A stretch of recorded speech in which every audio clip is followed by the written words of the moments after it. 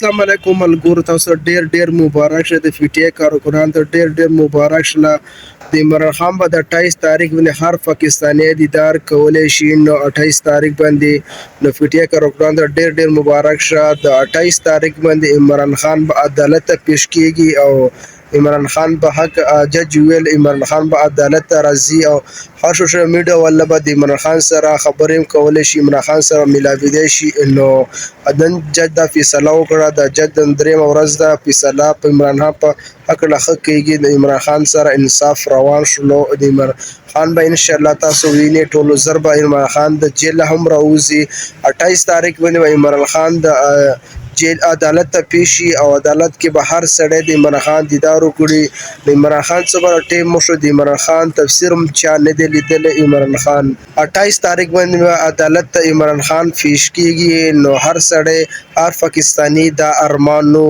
او بل خبره دا د فیټی کارکنانو نو عمران خان هر پاکستانی لړ دا ارمانو عمران خان به وټونو ته ودرېږي او کو نو ودرېږي نو بل من خبره دا د عمران خان څخه نشانو هغه نشان باندې ډیر دغه او شي هغه به موږ واخلو نو هم ډیر خبر روان وي د عمران خان وکیلان تکړو هر ځکه درخواستونه جمع کړو هغه جنگي ترين تی هغه ډیر کوشش کوي چې دا اپډیټ نشان تی واخلي نو هغه نشان بیرته عمران خان ته فاتح شو عمران خان با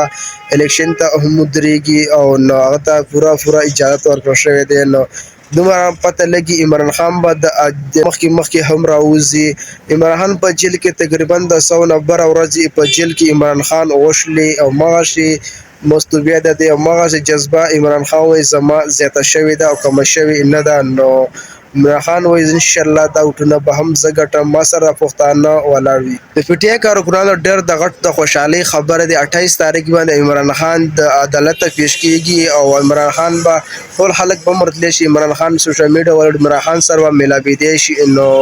ډېر غټ د خوشحالي خبره د فیټی کارکنانو ته نو دا ویډیو مخکې شیر کړئ د فیټی کارکنانو سره دا ویډیو مخکې هم شیر کړئ او عمران خان به د عدالت 28 تاریخ باندې لازمي راوځي او دا جج فیصله کړې ده مخالفت به جیل ته عمران خان ته نو جیل کې عدالت کې او اوس به عدالت عمران خان راځي دا جج د فیصله وکړه عمران خان به خاصه پیش کیږي عمران خان په حق لخوا فیصله د درې فیصله وشلې عمران خان